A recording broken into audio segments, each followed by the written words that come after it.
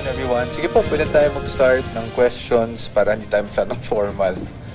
Attorney, paki-explain lang yung walang resibo for acknowledgement receipt. Tapos si VP lang ang may confidential fund among the VPs and the previous Secretary of Defense. Opo. Nako, mahirap sagutin, sir, yung unang tanong nyo because yan ay siguro masasagot natin pagdating sa cross-examination naman ng defense. No? At hindi lang dito sa witness na to, I think para rin sa susunod na witness. Kasi kanina nakita naman natin kung ano lang yung saklaw ng witness na ito. At I believe meron pang isang witness na COA rin, no, na mag-testify. So masasagot. Hindi ko muna sagutin yan because that will really be on the merits na. But secondly, doon sa si VP lang,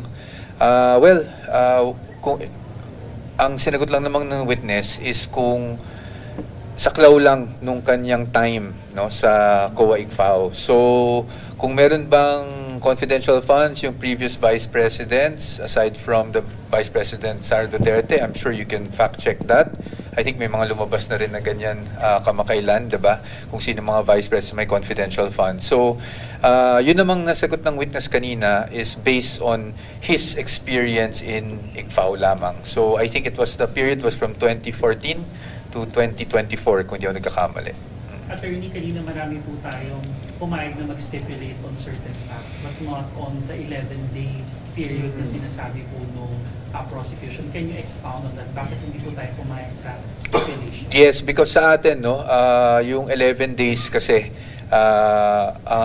may mga explanation yan, may maari tayong gawin na cross dyan. So, hindi pa muna tayo pumayag sa stipulation doon. But as to the other documents, such as yung mga sinabmit sa COA, maliban lang sa acknowledgement receipts, of course, but yung pagdating doon sa mga, naging AOM or notice of suspension, I think those are official documents naman ng COA.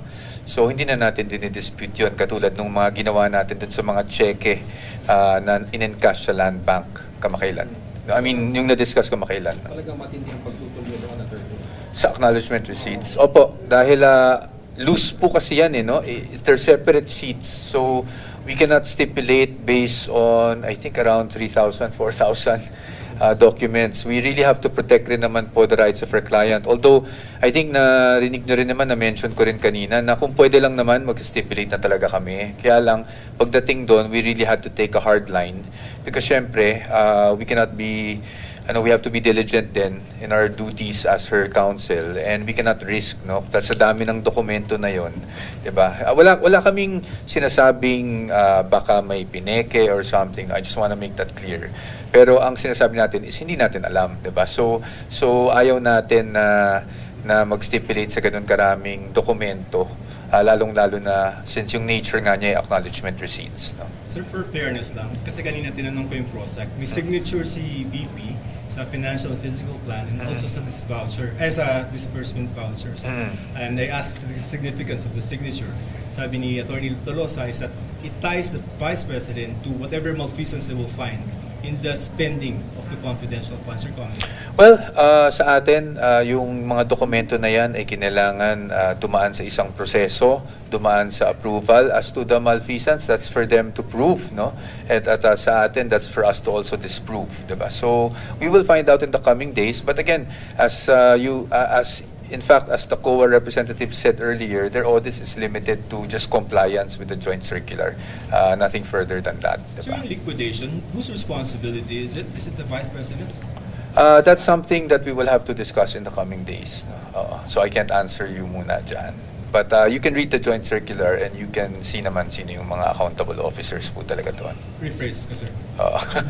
Sir, nakabalik How much is the involvement of the Vice President in terms of the documents will speak for themselves, sir. I don't want to, again, you're tying me to an answer and I can't answer you because we're delving into the merits. I'm really sorry, sir. Thank you, Sir, nakabalik na po ba si VP? And ano po yung nirelay sa kanila? Ang alam ko, hindi ko masigurado kung nakabalik siya. I think nakabalik na based on the schedule. But again, you have to confirm with OVP dahil hindi na po ako spokesperson ng OVP. I think we always forget that. So I'm not privy to the daily schedule of the Vice President. But pagdating naman po sa communication, it's just updates on our part. Wala namang anything significant dun sa normal updates na binibigay lang namin sa kanya on a day-to-day basis pagdating dito sa impeachment proceedings. Attorney, meron po ba mga pasabog dun sa mga ipinisenta kanina ng testigo at sa kanyang testimonya? Wala naman po dahil sa aming pananaw, yan naman na ang lumabas sa COA findings. Pina-identify lang naman sa COA kung ano yung kanilang naging findings. So kumbaga, nothing that we haven't read before. No, I think ang hindi lang nasasagot ng COA pa sa ngayon is ano yung nangyari after ng mga findings sila, diba? Which I'm sure we'll get to in the next few days. Attorney, how will the defense or how does the defense intend to respond doon sa findings na based on the joint memorandum circular, attorney, meron dong mga beyond purposes, yung mga acknowledgement receipts and beyond the dates that were supposed to be in the period? Sorry, Jai, but you'll know when we do our cross-examination. So, You'll know. suppose na po. Oh, definitely sa cross or even in our evidence in chief kung kinakailangan, meaning if it's our turn. But if we could, but pagdating naman sa cross, we can also ask questions on those matters. Sir, balikan ko lang si VP. Sir, i-share niyo po sa kanya yung decision ni President Marcos na i-allow yung opening ng mga bank? Hindi na po. Because that's all in the news. So I don't share things in the news na meron naman siyang sarili ng news monitoring. So I don't share those things na po. Wala naman siyang comment, sir. Hindi ko na po na-share, so wala din po siyang comment. Okay. Attorney, to your knowledge, meron pa bang other acknowledgement receipt na may nakapangalan kay Mary Grace Piatos? I don't know, to be honest. I'm not trying to be evasive. Hindi ko lang po talaga alam. Hindi ko naman namin. Kasi talagang sobrang, syempre, kilalang-kilala si Mary Grace Piatos. Kanina doon sa trial, lumalabas sa 70,000 pesos yung nabigay sa kanya compared doon sa mas malalaki pang mga pangalan. Hindi ko po alam kung ano yung ma-surmise natin doon sa halagang binigay sa kanya or halagang compared sa iba. I think ang importante po talaga dito, you'll have to wait doon sa ano ba yung naging findings talaga ng COA. No, kasi yung Mary Grace Piatos, lumabas lang naman yan sa congressional hearings di ba? So, ngayon nandito pa lang tayo sa COA, I'm sure magkakaroon ng ebidensya para tugunan yung Mary Grace Piatos issue. Magkakaroon ng ibang witness para tugunan yung Mary Grace Piatos issue. But pagdating naman sa pinag-uusapan natin ngayon, it's really just the COA findings. Asawa po kaya siya ni Renan Piatos? I don't want to speculate, ma'am. I don't want to speculate. I don't know her personally, so I cannot speculate. But definitely yung pong mga ipinakita kanya ng ebidensya, testimonya ay kaya nating tapatan yon sa inyong cross-examination next. Well, ayoko naman sabihin tapatan. I think sabihin na lang natin na kaya nating suriin yung mga naging findings ng COA para mapakita lang sa ating mga kababayan kung ano yung buong storya. No? Because this is just one side of the story. But again, factual lang din naman yung nangyari kanina, di ba? Lumalabas lang naman yung COA findings. So sa ating pagsusuri, as much as possible, syempre factual din lang po tayo. We'll stick with what COA knows. We cannot naman kasi add on to yung limitations ng witness kung ano lang yung participation niya dun sa testimonya na binibigay po niya. Attorney, bakit kayo nag-object dun sa Andy Lim? Sa akin lang naman po, although again, with all due respect to Attorney Kapunan dahil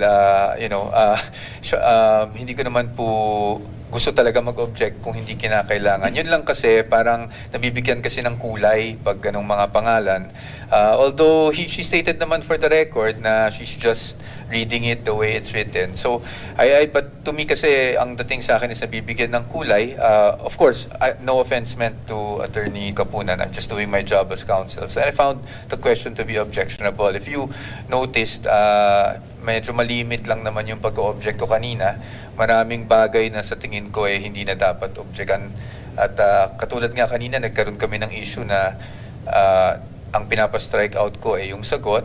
Ang sabi, dapat nag-object ako sa tanong. Well, kaya kinailangan kong i-put on record lang na hindi naman kasi talaga objectionable yung tanong. Pero yung sagot yung objectionable. Kaya lang ako nag-object na, actually I did object. I moved that the answer be stricken off the record. So, may mga ganong bagay, may mga ganong nuances. No? But again, I respect the distinguished counsel of Attorney